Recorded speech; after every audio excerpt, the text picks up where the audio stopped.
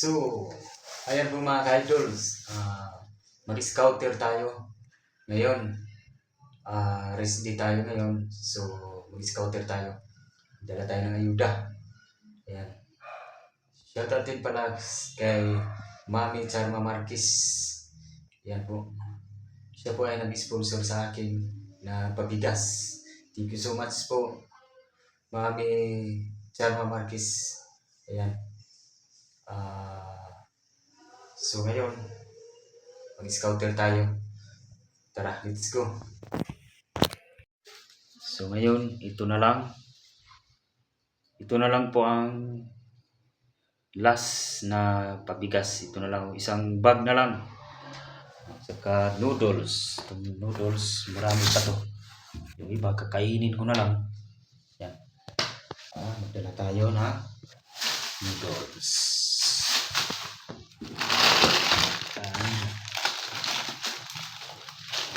Lagay natin dito sa plastic.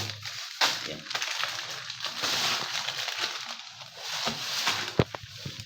Yan.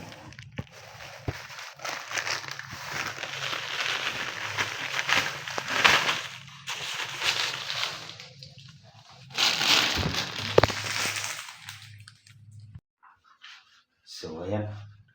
Ito yung dadalhin natin. Mag-scouter tayo. Yan. Isang bag na tag 5 kilos at saka noodles. So ayan. Let's go. So ayan po mga kamurin. So nandito tayo ngayon sa Durian. Sitio Durian. Nandito tayo, nakapasok tayo dito sa sa tribal ng mga dato Dumatrispa Tribal Council. Ayan. Nandito tayo. So nakita natin yung naalala nyo ba yung yumaong namatay na si Dumatrispa Tribal lang, ha? Yung namatay na ilang taon, how many years hindi na agnas. So pupuntahan natin nandun sa bundok. Kasama natin si nanay. Ayan. Thank you. Okay, nay, pakiulit po nay. Yung hindi na agnas na katawan, yung original na tribal, yung si Dato Anawa Kalipay, Faustino Espanya Senior. Espanya Senior. Yun ang original na Wa Magnas. Dato Anawa Kalipay. Anawa Kalipay. Mauning diri iya gid ni diri sa so kami ang lumad din. Kayo talaga ang lumad. So ilan kayo magkapatid? 16. 16. Oh. So yung mga kapatid mo, buhay pa sila lahat? Hindi na, patay na. So ang natira? Siyam na lang. So ayan, nandito tayo sa Bulubundukid sa Durian, dito sa Agusan del Sur. Ito po yung nila, yung kanilang tarpaulin na patunay na sila ay membro sa tribal. Ayan. Sa Dumatrispa Dumatrispa Tribal Council. Ayan. Ayan. Pupuntahan na natin yung yumaong namatay na original na dato tribal na hindi hanggang ngayon hindi pa naagnas yung kanyang katawan.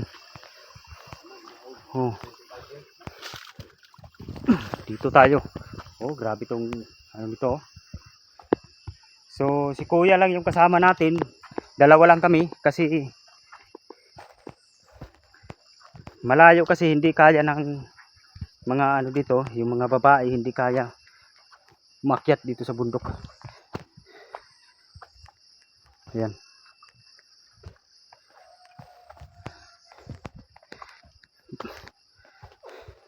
Nganong layo man diri nila gibutang ang kuan? Sa buhi pa siya. Yan ang giuma. Oh, Kanya, ang edad ni ato, raog 14 siguro, 115. 115. Oo. Na, Pa na niya. Pagka, kumana niya ko ma, nakamlan na niya mais, kamuti. Yung na niya ang mga anak na, mapatay na kung siya, hindi siya magpalubong sa interior. Kaya sa katulang kamutihan. aha. Kaya, tingnan niya ang iyong mga anak, mapatay ko, di ko mabaho. Pero isama ko magtuo nga, hindi siya mabaho nga, ang ikaon, kamuti. Bugas na humay nga, nilubok. Pero, So yan. Naabot na natin yung puntod. Yung yumaong namatay na dato.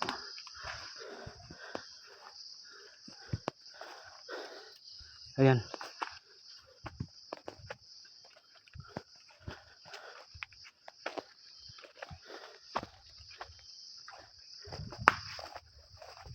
Ayun.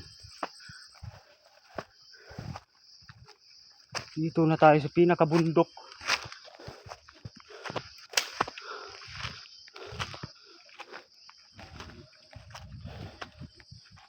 Pinakatuktok ra gid ninyo. Pinakatuktok na bundok.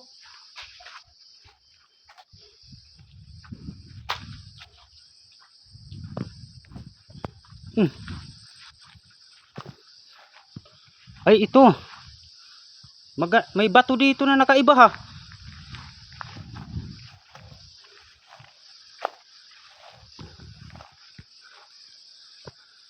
Ito na po. Nandito na po tayo sa yumaong namatay. Ayan, tabi-tabi po. Nasaan? Ah, nasa loob. Ay, ito, sino to? Ah, wala. Okay, sige. Ay, nasa loob pala. Kailangan bubuksan pa. Yan. Kailangan bubuksan pa yung ano. Ayan. Pasok po kami, tao po. Pasok po kami. Lolo, pasok po kami lolo. Mag-interview lang kami lolo, no? Ay, sa itaas pala. Sa itaas pa pala. Yun. ayun boss. Sige. Ay, napon. Pasok po. Tuloy. Ay, ito. Oh. Ito. Kan Mani among tatay. Mani among nanay. Grabe, no?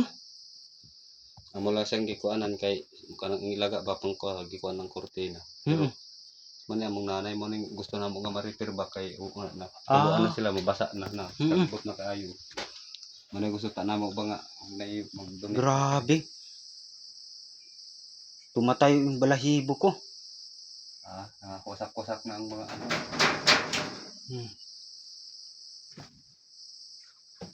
Buti po, pasalamat po ako na nakarating po ako dito. Gusto ko po kayong makita. Ayan. Ito nakakamangha, grabe. Ilang taon na po to sila? 25 years. 25 years na. O, namatay sila ilang taon? 115. O, 115 yung edad. So, ngayon, 2025. So, ano na sila? 140. Magkapareha sila ng edad. Kani napatay si Nanay Kandi mga 100. 100. Oh. So, ito 115. Ito si tatay. Si lolo.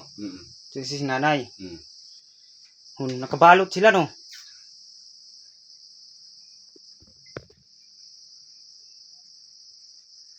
Pero ilang beses itong ano nila, yung nilagyan, ilang beses na to nila na, ilang beses to napalitan, ilang beses na napalitan tong kahoy na to.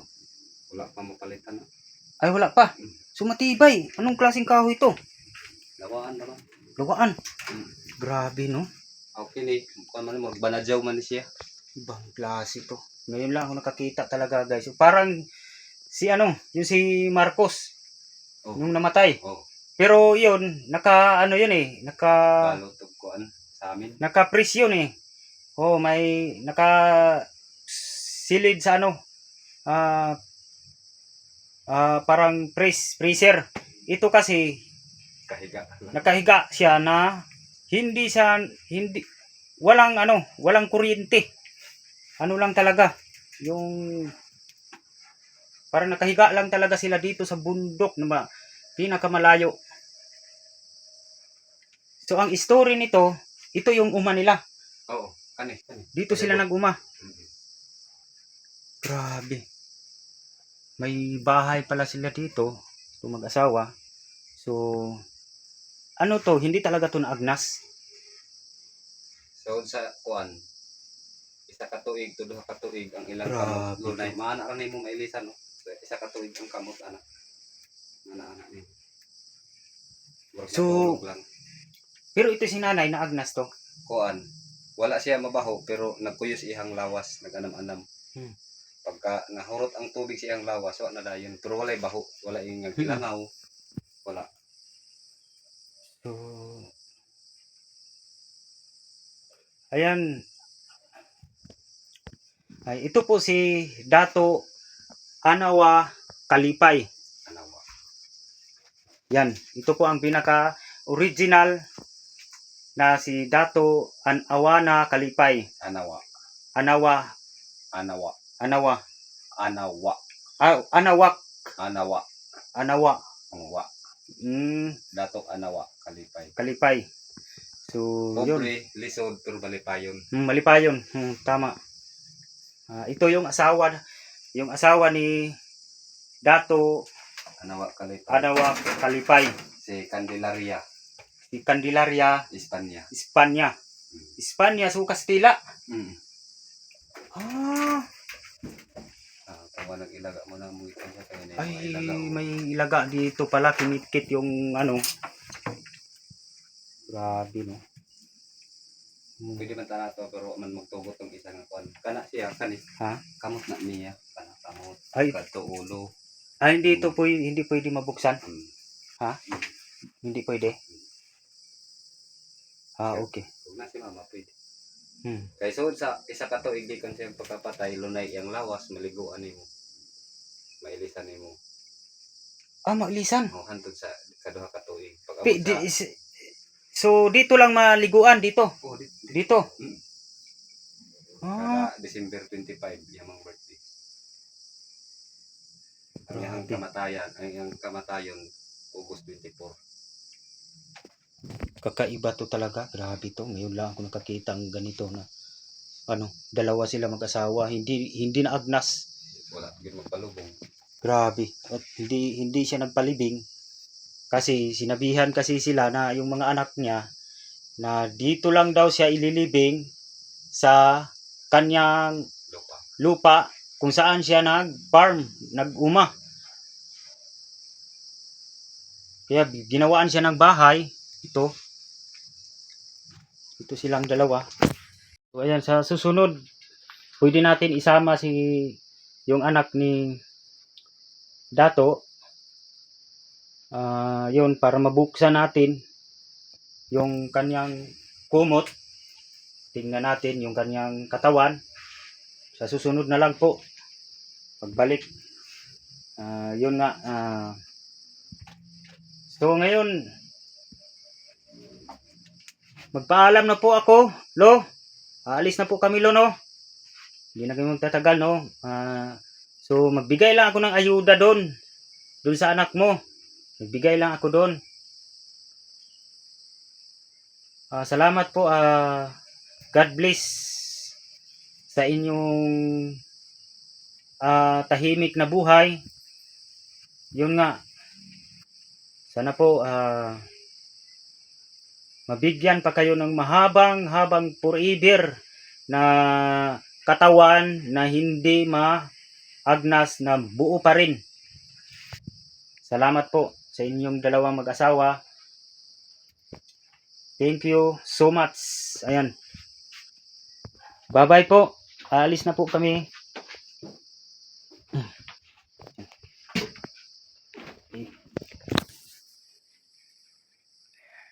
Noon pala, dito sila nilagay. Nung iha pa si tatay pa isa. Oo. Pagka abtag pila ka adlaw, mga 1 week siguro, Mm. 2 weeks nagpadam ko. Oo. magpakuan siya kay init, magpabalhin. Amo tong ganhin na mo dire basa yung lungon. Basa. Oo, lunay man makuan man. Amo na pong ilisan, mo tong gibalhin dire sa ibabaw. Dito pala siya noon nilagay sa ibaba kaya may nanaginip kasi yung anak niya na nanaginip na ipalipat daw si lolo dito sa itaas. Kaya doon pinagawan ng bahay. Ayan.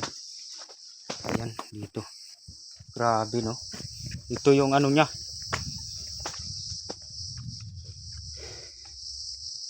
Dito na may mga langka na hinog. No? Ibang klase itong may tubig. Kakaiba to na bundok ha. Parang nakaiba to eh. Magtiwata na dito.